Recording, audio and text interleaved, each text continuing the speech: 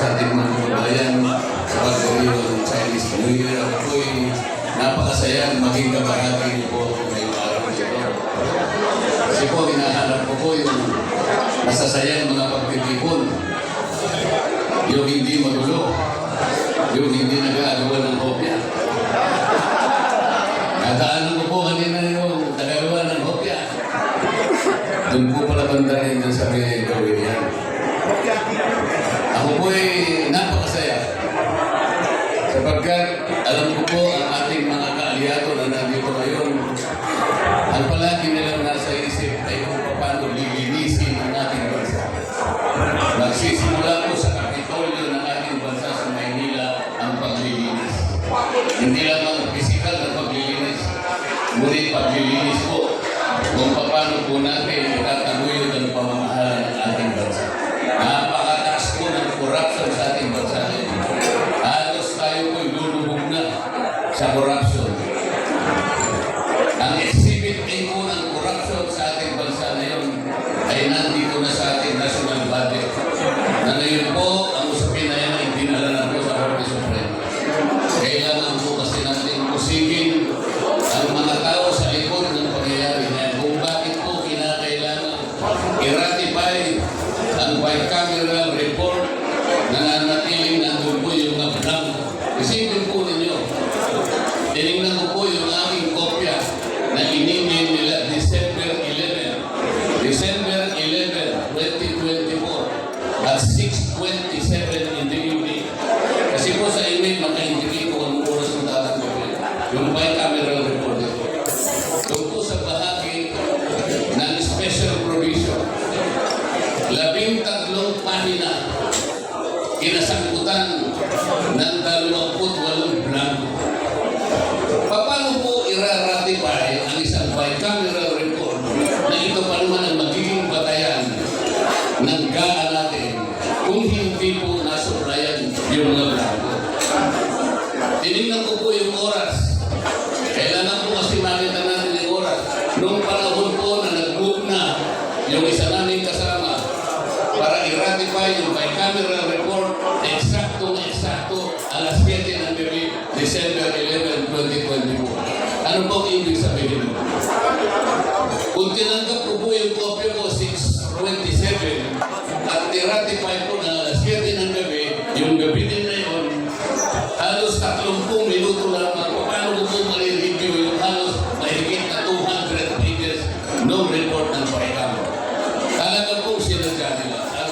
Ang itatanong po ngayon siguro, ng mga nagsihay ng petisyon sa Korte Suprema, sino po yung nagpila Si Wilbert ng mga blanco? Kasi po, nakalagay, from this amount, from X amount to this amount, blanco. Mabigat po yun.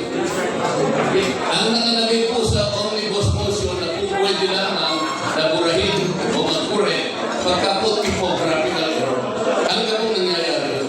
Para mabilis, meron isang motion, general motion, pag typographical lang, kaya grammatical, pwede na pong palitan. Halimbawa, pinag-usapan may grammatical lang, isang nakalagay, dapat pala R. Well, po pwede po yun. Pero kapag ka pong nakalagay blanco, paano nagiging typographical? Sinadya po nila na ilagay yung blanco. Kaya po, nung yung enrolled bill ay ibigay na po sa Malacanang, bakit po filled up na yung blanco? Ang tinatanong namin, bakit bago nyo ni-ratify, dapat nandun na po yung mga filled up portions ng blanco. Hindi mo po pwede i-ratify, nakasama yung blanco. Ibig sabihin po, either pinilapan ko sa House of Representatives bago i-print yung tinatawag natin GNA, o kaya ang nagpila yung Department of Budget. Kahit sino po yung nagpila na yun, ngayon po, bakit? Hindi po typographical. Substantial po yung blanco. Kapag substantial po yung papalitan, plenary action po yun. Hindi po pwedeng yung staff ng konsilyo yung gagawa. Ito po yung pag-uusapan sa Korte Suprema. Ngayon lamang po nangyari ito. Sa buong buhay ng kongreso, ngayon lamang po nangyari ang ganitong pananalbahe, ang ganitong klaseng pamamaraan kung paano nila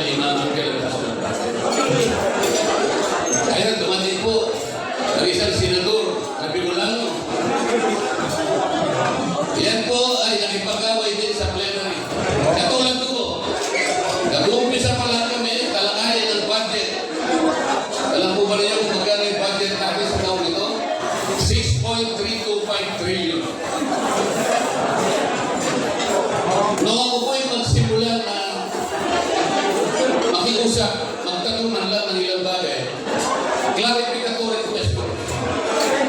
Masyadong malaki po yung budget. Wala man lamang po nagbigay sa akin ng permiso na ako'y makapagtanong. Tama po ba naman yun? Kauna-unahang araw ng plenary debates, 6.3 trillion pesos. General principles lamang ang pag-uusapan. Bakit po isang batalyon ang sumabak sa akin? Hindi man lang umasapan. Ito po yung problema. Maski si Senator Wilbert Lee, pinagkaan niya gagawin yung mikropono na gusto niya rin magtanong, hindi rin siya pinayari. Ganun po yung nangyari. So, kinalabasan po ay isang bicameral report na punong-puno ng blanco. At pagkatapos yun ang pinagbasihan ng ating General Appropriations Act. Ito po ngayon ang sisa sa atin. Kailangan po talagang maglinis tayo sa bansa. Sa Maynila, alam ko na po anong gagawin ni Mayor Yorme. Magaling maglinis talaga. Ang Maynila, ang microcosm ng buong Republika. Sinasalamin ng Maynila kung ano ang kalagayan ng ating bansa. Kailangan po natin ang mga senador na maglilingkod po sa inyo ng tapat. Tatlo po dito sa kapulong narito ay nandito po. Nandiyan po si Senator Philip Salvador. Nandiyan po si Senator Manoy Wilbert Lee. Salamat pala, Senator Wilbert. Ang tawagan po kasi namin sa Congress dahil nakunan po ako sa kanya. Siya naman po ang ipanungala nito. Ang tawag po niya sa akin, teacher. O tinawag ko naman siya, QB. Okay lang po sa akin. Ang ginawa po ni QB ngayon, yung malalaki pong mga billboard sa buong Pilipinas. Siya po ang pinakamaraming billboard na na-install sa buong Pilipinas. Marami, malalaki, strategic. Kulang na lang, nalagyan po niya yung Scarborough Soul. Ang ginawa po niya, sabi niya, teacher, dahil gusto kitang tulungan. Papalitan mo yung nauna ko nilagay. Ilalagay ko na yung mukha natin sa isang billboard at ang title, The Defenders. Yung po ang nangyayari. Andun po ako sa kagayan nila kahapon.